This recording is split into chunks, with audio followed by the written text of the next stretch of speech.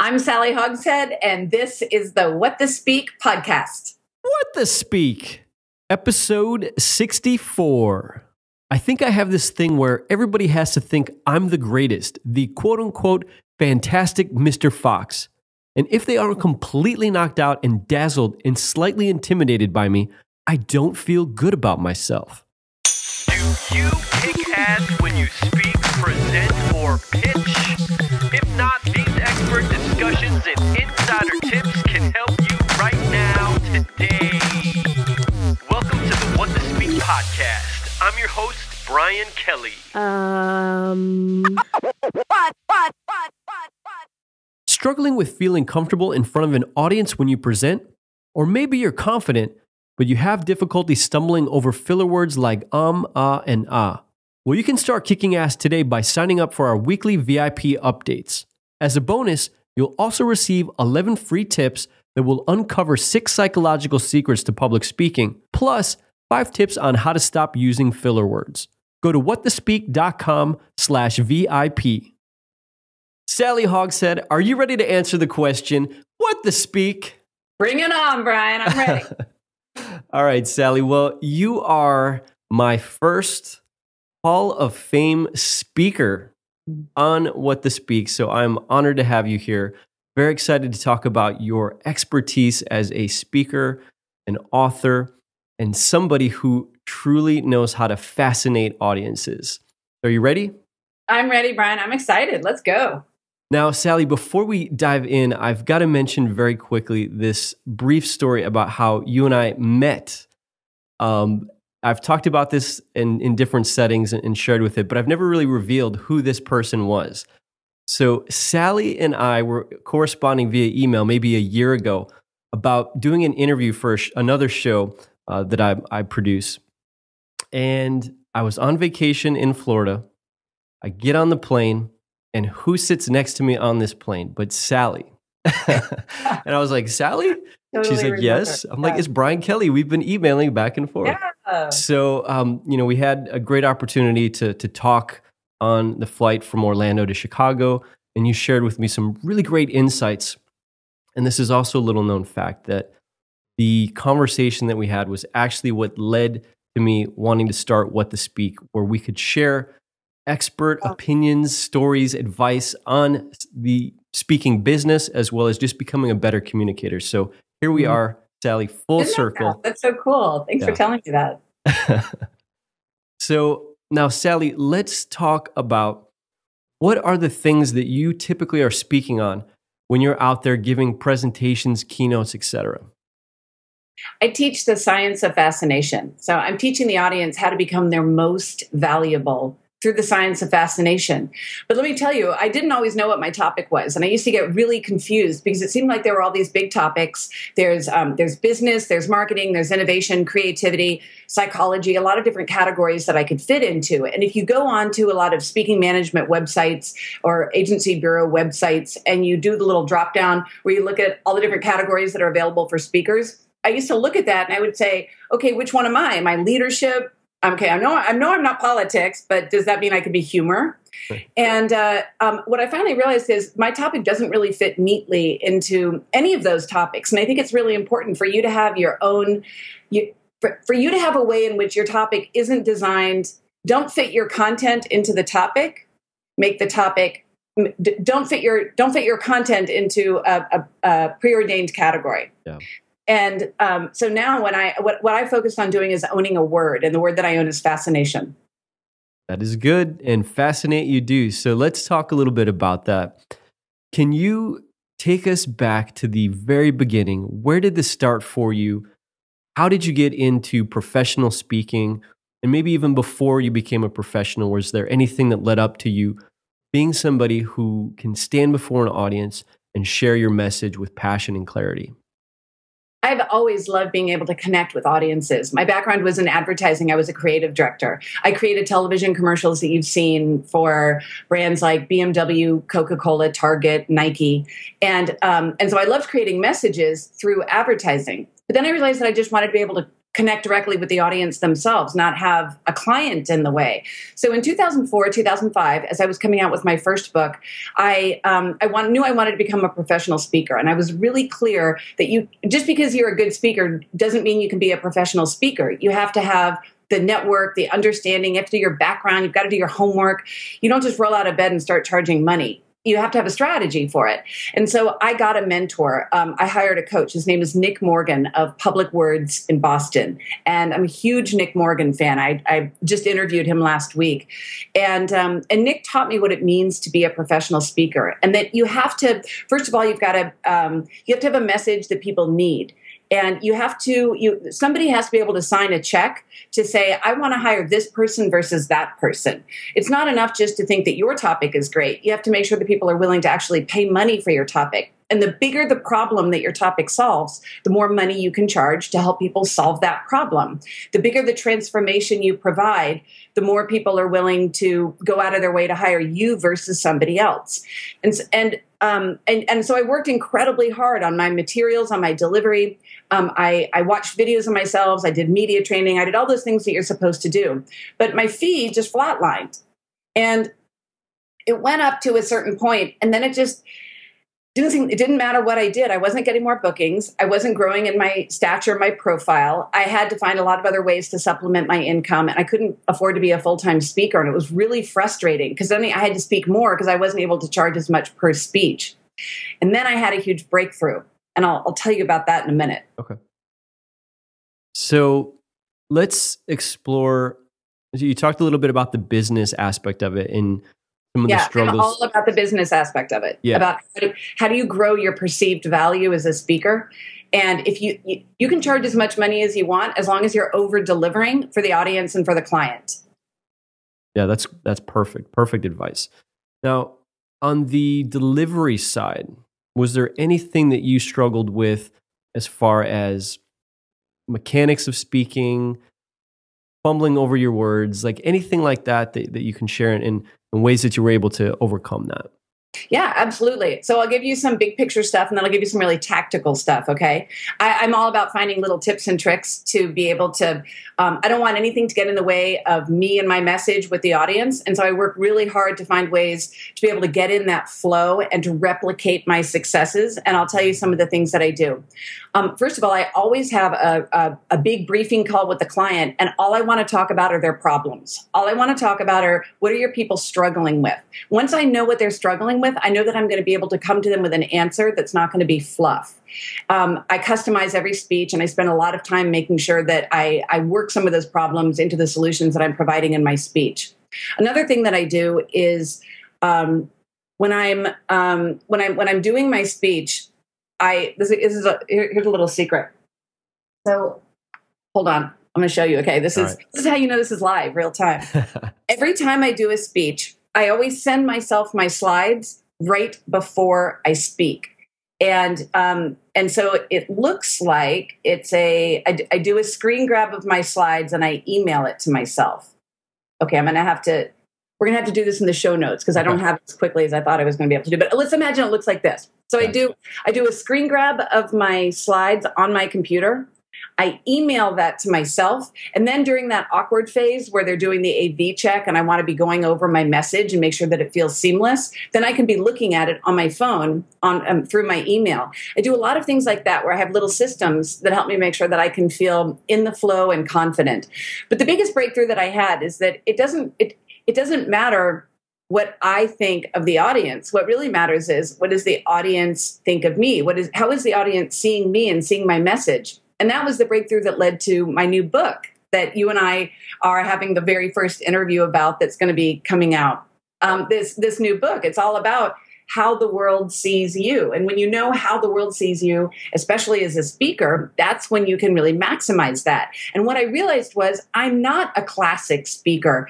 I'm not going to be the woman who's going to come out like a professor and teach in a really cold, dry way. I'm not going to be the man who comes out and lectures on how to apply traditional leadership, that if who I am is somebody who's going to be really creative and innovative and engaging, then that has to come through in my speeches, or else I'm not going to be able to reach my value, and I'm not going to be able to deliver my message in a way that the audience wants to hear.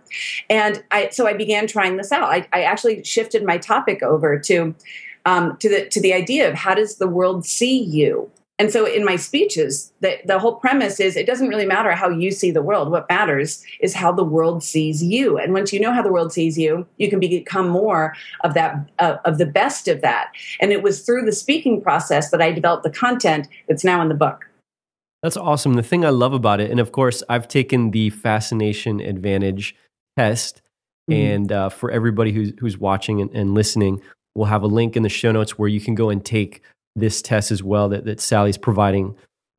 The first 500 listeners and subscribers to What to Speak get access to this. So go and take it. Sally, we'll talk a little bit about some of the high-level stuff, and then I want to dig into how you've leveraged this whole Fascination Advantage. But for me, I'm always teaching folks that you really want to accentuate your positives, what you have to offer that's of incredible value to your audience. And we all have weaknesses. We all have areas that sure we want to be able to improve. And I think we should try and improve those areas. But in certain situations, specifically when you're speaking, you want to put your best foot forward. And this approach is fantastic. This is something that I think you're really going to love. So Sally, can you walk us through a very quick, 2-minute, high level, what's this all about? Sure. About a decade ago, I realized that the same system I was using to measure brands, I could use to measure people. So before I would measure what makes a brand fascinating. And I shifted that over because everybody would come up to me during speeches and they would say, hey, Sally, I see what makes my brand fascinating, but what makes me fascinating? So I shifted over my research and began studying how that applies to people. And that's how the assessment came about. The assessment is it's normally $37, and your viewers get the first 500, get it for free. The assessment tells you how the world sees you at your best, how you're most likely to impress people, how you're most likely to win them over. And also, what are your pitfalls? What are those ways in which you could be stepping on toes or alienating people, turning them off, and you don't even realize it? So it's important in your speaking to have total congruency between your message and how you're delivering your message and what you're promising to the client. Because if you tell them that you're a big, passionate showman and then you show up and you are quietly intellectual, there's going to be a disconnect there and disappointment. On the other hand, you have permission to create any type of speaking career you want. But it's crucial that that's authentic with who you actually are. Otherwise, it's exhausting. I used to think that I needed to show up, and I have video of myself from say 2008. Remember when the speaking industry tanked? Yeah. And I was watching this video. And I was like, man, I look exhausted. I look nervous. I'm not confident. I had really bad body language, and I was really nervous. And the reason why I felt so nervous is because I wasn't being myself at all. I was being who I thought a speaker should be. And it wasn't until I let go of that and understood how the world sees me at the best that I could begin to not only represent that, but build all my content around it. So this is really cool because you're talking 2008, and 4 years later, that's when you were inducted into the National Speakers Association Hall of Fame. So, I know when we first met, we talked a little bit about this turning point for you. Can you share a little bit about when did the light bulb go on, or how did it go on, where you started realizing that you were taking a different, wrong approach that wasn't working? And as soon as you started applying some of these things related to how you best fascinate, a whole new world opened for you and your business just exploded. Can you talk a little bit about that? Sure. Yeah, I can give you some very specific points. I realized that it doesn't matter if you're the best speaker if nobody knows who you are. So spending a lot of time on your delivery doesn't matter if nobody knows that you're even there in the first place. And that was my problem. I was spending so much time refining my delivery and the content that I wasn't introducing myself to people. And so I stood back and I spent about 6 months researching the market, the speaking market. And I found that there are 4 different people that you have to compete against, whether you're literally going head to head for a meeting planner deciding I'm either going to hire this person or I'm going to hire that person, or you simply are competing for the attention of the people who are the decision makers makers. And here are the 4 people. The first one is more famous than you. So they're kind of a household name among speaking households. The second one charges less than you. So hypothetically, they could offer the same quality speech or presentation, but they cost less money. The third one is the one who's the specialist that can kind of outdo you in the area that you're trying to claim for that speech. And the last one is the pet, the one who's like the meeting planner's buddy, or they've already had 3 times, or Joe in accounting really wants to bring them in. Yeah. And if you think about, you have the speaker who's more famous than you, the one who charges less than you, the one who's more specialized than you, and the one who's more of a pet than you, then it makes you realize you really have to carve out a very distinct point of view.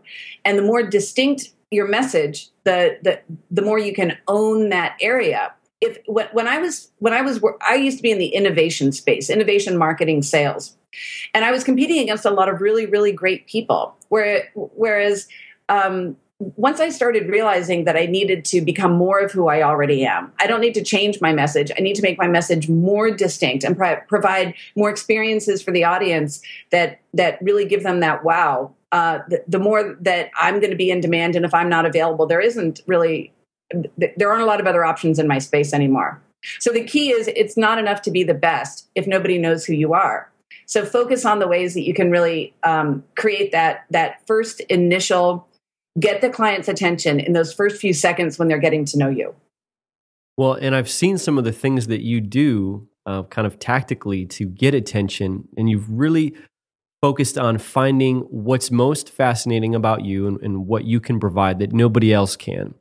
And then you really put all of your energy, all your focus into marketing materials, marketing packages, things that when people get this, they're like, wow, this is somebody that we need to bring in to our event and keynote this or whatever it is. So, one example of that is that I think the video is crucially important, because the video is not only the introduction and the first impression, but the video is the thing that the person who wants to advocate for you internally in the organization has to show to the person who's going to sign the check. Imagine that there's somebody inside who's going to say, well, we really want to hire Brian. But then they have to go and they have to sort of sell up. The more you can make it an easy choice for somebody who doesn't know you and somebody who is not emotionally attached to you, that your materials need to speak for themselves. You can't, imagine you're not out there. You have these soldiers who are out there representing you, and they have to do a great job of demonstrating your highest value. It doesn't mean they have to be expensive. It just means they have to be really good and really accurate. Awesome. Well, the one thing I want to say as we get close to taking a quick break here is that Sally does really know her stuff. When we first met and we talked a lot about this whole concept of fascination and the different personality archetypes, which are part of her approach here, Sally said after maybe 2 hours of talking with me on the plane, she's like, this is your personality archetype. And I want you to go ahead and take this test. Here's a link that you can do where you can spend 5 or 10 minutes taking this, and then let me know what it is. So I took it, and sure enough, I was exactly what she said. So very, very cool stuff. I want to encourage you guys to go check that out. Thank you. The assessment's measuring how the world sees you. Yeah. So it's a very new perspective, but that's how I could tell what your result was going to be, because it's measuring how the world sees you. And that's a very unfamiliar point of view. We're used to thinking about, how do I see the world, not how does the world see me? Good stuff. All right, Sally, we're going to take a quick break, and we'll be right back for our rapid fire Q&A. Great. I want to thank you so much for either listening to or watching today's episode. If you love What to Speak, please do me a big favor and help spread the word. Go to whattospeak.com/love. Again, it means the world to have your support and your enthusiasm, so thank you. So Sally, first things first, I want to ask you really quick, what do you think about this question? Are you a slide or no slide kind of gal? Totally slide. Why do you prefer slides? I mean, who doesn't like the energy and fun? Yeah. No, I agree. I mean, to be able to have a visual that supports what it is that you're communicating is key, but definitely, I know that if the power went out and you had to continue delivering your presentation, that you'd be able to do it no problem. Yeah, I had that happen recently. I have up to 100 slides in my presentation because I'm incredibly visual and I want to give the audience an experience. And a lot of times my slides are even, there are sections of my slides that are on auto forward where I click once and it goes boom, boom, boom, boom, boom. But the slides are crucial, but I also have to be able to have it not only memorized, you can't become reliant on the slides to forward your brain. Yep, exactly. All right. So what's the craziest, funniest, most bizarre, outrageous thing that's ever happened to you when standing before an audience? Gosh, I mean, I'll tell you one that it was funny, not haha, but odd. They did a funeral right before they introduced me, and they had the widow come up on stage and do a like a memorial, and everybody was sobbing hysterically. I mean, I'm laughing, but with horror. Oh, yeah. And then it was like, okay, and now, ladies and gentlemen, welcome, Sally Hogshead. Wow. It's like, what do you do that's appropriate? And Victoria LeBaum, who's one of my favorite speakers, she's a fellow Hall of Famer with NSA. She says, you either have to fix it or it's like, fix it or forget it. You have to acknowledge what's happening in that moment, or you have to make it go away. And there was nothing I could do but to say, I was going to come up here and give a motivational speech, but it's obvious that right now we have something else that's going on. So let's talk about this a little bit. And acknowledging what's really happening in the moment allows you to be more authentic. That's great. Now I guess I should have it written into my rider that there shouldn't be a funeral right before. Right. Wow. Well, that's interesting. I mean, we've gotten a lot of good, interesting, funny stories, some really bizarre things, but that is very shocking, very surprising. Totally. All right. So I would love to find out from you, like, one speaker that's out there right now. You referenced Victoria, but whether it's her or somebody else, is there one person that's out there right now that you absolutely adore as a speaker? And why do you love them? What's the thing that you find most compelling about them?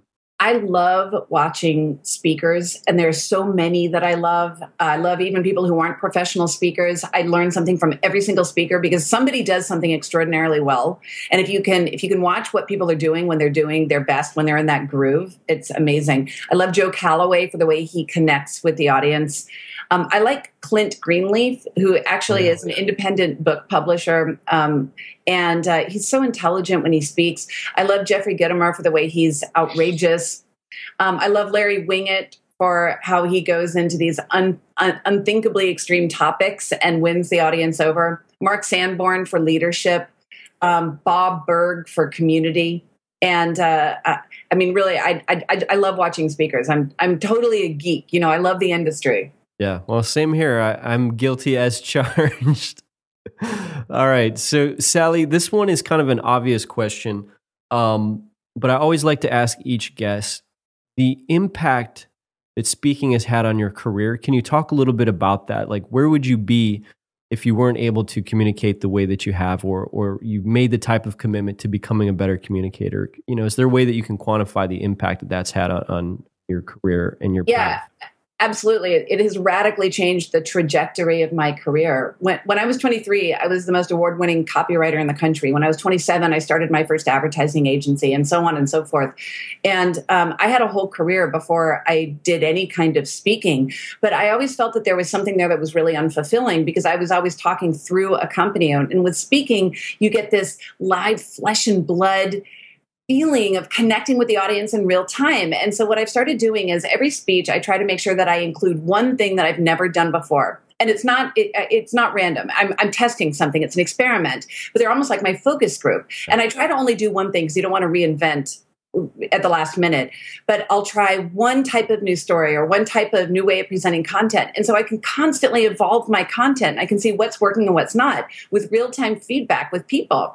It's you might think a story is funny, but if nobody laughs, the story's probably not funny. And so it was that evolution that allowed me to write How the World Sees You. That it was the evolution of 2 years of doing 80 speeches a year to to different types of people and seeing how do they respond, because you can read comments on a website, or you can hear about people's reactions, but there's nothing like standing in front of them and just having that moment where you're looking at them and they're looking at you and you're sharing a joke, or you're watching them have an epiphany and you're seeing their eyes light up and you can practically watch the light bulb go off behind them. I mean, I love that. That to me is what being a communicator is all about. So somebody can steal your content. They can steal the title of your speech, but they can't steal who you are when you're delivering that. Perfect. All right. Well, Sally, for those who are just getting started, what's one piece of advice that you'd share with them that you know now that you wish you would have known back in those early days when you started speaking? I think it's really important to study what's working, to find speakers that you identify with, see what they're doing right, not so that you can copy it necessarily, but so that you can emulate it and learn the lessons, because it can be very expensive to launch your speaking career, and you don't want it to take years. You want to shortcut it. And the more that you can shortcut the process and not there's a traditional route of growing a speaking career, which is get 2 bestsellers, or spend 20 years on the road, or spend all your time working the phones. And I was like, I just don't have time for that. Like, show me the back door, because I just want to go there. And so part of what I believe that there are absolutely shortcuts if you understand who you are, what your message is, and you can go at it full throttle. But that takes a little bit of background and research and getting smart on the topic, approaching it like market research. Well, you said you did 6 months of research before you were able to. I did 6 months, right? Yeah. So, like, one of the things that I discovered was that an area where I had an advantage that other speakers did not was that I had created television commercials. So I knew exactly what makes a great commercial. So when I created my speaking reel, I didn't create a speaking reel. I created a commercial for myself. And I didn't make my speaking reel where I was today. I made my speaking reel where I wanted to be in 3 years. So I was actually projecting forward. And so then when somebody would watch, my thinking was, when somebody watches the video, they may not like who I am as a speaker, but they're definitely not going to discount it, and they're definitely not going to forget it. So somebody could say, oh, she's not right for us, but they're not going to say, oh, that old thing again, and toss me into the pile. Awesome. Well, Sally, this is so good. I'm thrilled that we were able to get you on the show. I'm honored to be the first interview for your new book tour that's just about to launch. So we're really excited. Of course, to point everybody to that, we're going to have links to the website for the book, your website, the Fascination Advantage test, all those things over in the show notes at whattospeak.com. And I want to sincerely thank you again for your time, your sharing your story and your insights. You are somebody that kicks ass when they speak, present, or pitch. Thank you. Thank you, Brian. I'm so happy from the moment of our first sitting down on the airplane together to now. I feel like we're coming full circle. Thank you. Well, thank you again, Sally, and we will talk to you later. Wonderful. Bye. Bye-bye. Today's guest certainly had some amazing insights they shared. If you'd like to purchase a copy of their latest book, visit this episode's show notes over at whattospeak.com and click the link at the bottom of the page to immediately order their book. All right. Here we go with the outro.